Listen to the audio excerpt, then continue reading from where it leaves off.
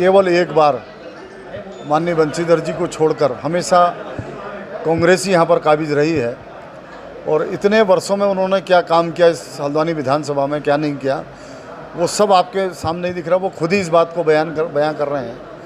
तो अब वर्तमान में भारतीय जनता पार्टी की सरकार, हमारा प्रशासन, हम सब लोग, मैं पिछले 4-5 महीनों की बात कहूँ तो बहुत सारी चीज़ें हम ठीक करने का प्रयास कर रहे हैं। लेकिन इतने वर्षों से जो चीज़ें बिगड़ी हैं वो एकदम ठीक नहीं हो सकती और धीरे धीरे उसको हम ठीक करने जा रहे हैं। और जहाँ तक नाले की सफाई का सवाल है, मैं पहले भी कह चुका हूँ कि नालों की सफाई तभी हो सकती है जब नालों से हम अतिक्रमण हटाएंगे।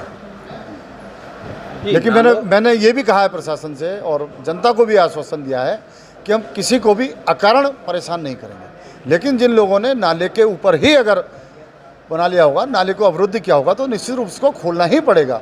तभी और जनता जो परेशानी हो रही वो नहीं होगी। फिर मैं फिर कह रहा हूँ कि किसी को भी, किसी भी हल्द्वानी की जनता को, मैं फिर आपके माध्यम से कह रहा हूँ, हल्द्वानी की जनता को, एक भी व्यक्ति को अकारण परेशान नहीं किया जाएगा। मैंने कहा ना आपसे कि केवल 5 वर्षों को अगर हम छोड़ दें, यहाँ के जो राज कर रहे थे इस हल्द्वानी शहर में, उन्होंने केवल नाले की नहीं, रेलवे की ज़मीन पर भी बिकने दिया है, नजूल की भूमि को भी बिकने दिया है, फॉरेस्ट की भूमि को भी बिकने दिया है।